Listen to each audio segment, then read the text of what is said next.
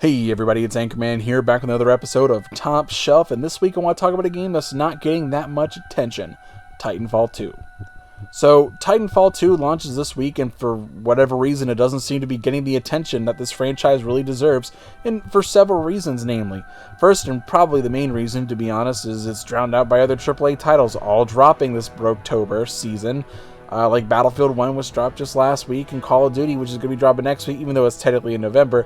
And you got Skyrim dropping the very same day as Titanfall 2. Everyone's attention right now is split between so many titles. It's hard to give every title the time they deserve. That's kind of the trade-off you get when you decide to launch in the holiday season.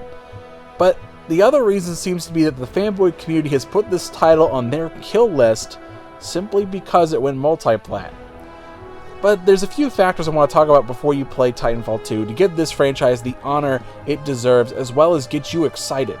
But first, let's give the Xbox and PC folk a bit of a refresher on the lore, as well as welcome the PlayStation 4 folk to the frontier. In the 20th century, a company called Hammond Robotics developed the first Titans, which garnered a strong popularity and saw military and commercial use. But by far, what was the largest scientific breakthrough was the creation of the jump drive, a faster-than-light warp engine that made interstellar travel not only possible, but affordable. This allowed for various companies and governments to travel abroad, among them Hammond Robotics, which formed the Interstellar Manufacturing Corporation, aka the IMC. After much exploration, a new region of space was discovered, which was named the Frontier.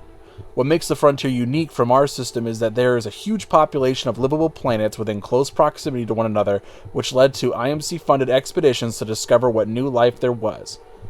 However, with a series of wars and lack of interest back on Earth, the IMC withdrew from the Frontier, essentially abandoning it, leaving the original expedition teams to colonize the system and run themselves with little or no influence from the IMC in the Sol system. Over the years, the colonists had discovered new planets and new resources, which proved to be immensely popular back in the Sol system.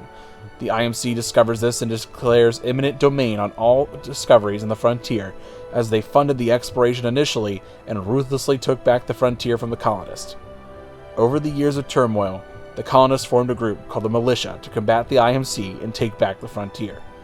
Prior to the events of Titanfall 1, there was an event called the Titan Wars, which was a prior revolt between the IMC and a proto-militia, namely between the IMC's Titans and the proto-militia's anti-Titan units. Not much else is known about the Titan Wars, but we do know that enough Titan pilots defected from the IMC to become militia pilots. The events of Titanfall 1 are largely the same despite which side you play in the campaign. The militia is desperate for a new leader to effectively lead their forces against the IMC, as is evident in the close call refueling raid. Responding to the distress beacon, the militia encountered a veteran of the Titan Wars, James McCallan, who leads the militia on an attack on Demeter, a critical choke point for the IMC as it's their primary refueling depot. Attacking Demeter essentially cripples the IMC from sending more troops outside of the Frontier. After the objective is complete, the militia launched an attack on Hammond Robotics facility to hamper the production of Spectres, robotic soldiers, and weakening the IMC's robotic military forces production. The events of Titanfall 2 will pick up supposedly after these events, with the militia having taken back 25% of the Frontier, and both the IMC and militia have discovered a new planet, Typhon, which the game will take place on. You take the role of Jack Cooper, a rifleman suddenly promoted to pilot, tasked with fending off the IMC and expanding the influence of the militia.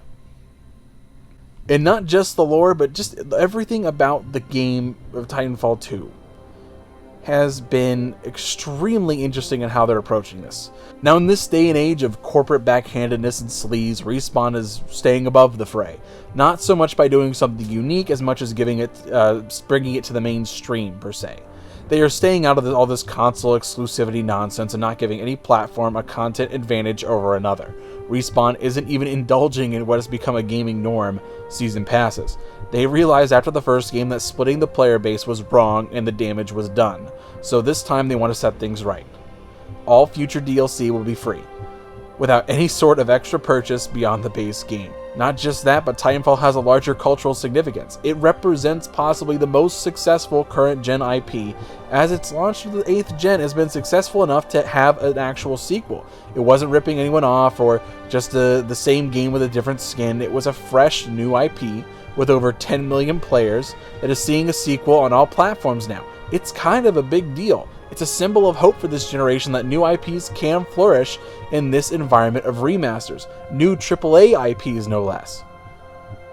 Titanfall is arguably the biggest new IP of this generation, and companies are taking notice. Did you know that Call of Duty no longer has the sponsorship of Mountain Dew or Doritos? Do you know who has picked that up? Titanfall 2. Yep, that one sponsor we never thought would abandon Call of Duty has done just that and jumped on board Titanfall 2. How telling must this be to see Respawn, the developer that used to be the heart and soul of Call of Duty, squaring off against the ghost of a developer that used to be Infinity Ward, with perhaps the weakest Call of Duty yet? And I say this by Activision's own admission, as Infinite Warfare is piled with old Modern Warfare 2 maps trying to bring nostalgia back, and their forced bundle of Modern Warfare Remastered in a pitiful attempt to blackmail you into playing Infinite Warfare, or into buying Infinite Warfare rather, to play a decent Call of Duty like Modern Warfare Remastered. Just think about that for a minute. Now, there are a few concerns with Titanfall 2 that have come from the last game, and they're worth mentioning. The first and largest concern has got to be content. Where the first game had pretty much just one gun per weapon subclass, Titanfall more than triples the amount of guns per classes with Titanfall 2. There's now 6 different Titans and tons of camo and decal customizations. Now there's a single player campaign independent of online multiplayer, and now a lot more guns coming out. And like I mentioned before, all maps, Titans, and weapon DLC will be free, so content really isn't going to be an issue. And the second issue, I could see some people getting mixed about this, is community, as the first Titanfall fell off pretty quick, namely because of the first concern we talked about, being content. There's been a pretty decent subsect that is even still stuck with Titanfall, even though the content was kind of weak. And they've kept the game alive, and I fully expect they will have this. They'll do the same exact thing for this game, despite now a new market of PS4 gamers who are going to keep the interest going even more so than just the Xbox and PC guys. And not just this, but perhaps the biggest factor they got going for them right now is their support. Respawn is perhaps one of the best companies to listen to gamer feedback. They respond so quickly and make changes based on what the gamers want, and actually what they say, and they actually want their game to last. I mean, it's kind of a big deal, guys. Anyways, guys, that's all I wanted to talk about Titanfall 2. I hope you guys give it a shot this October 28th, and I hope to see you on the frontier. This is Anchorman signing out.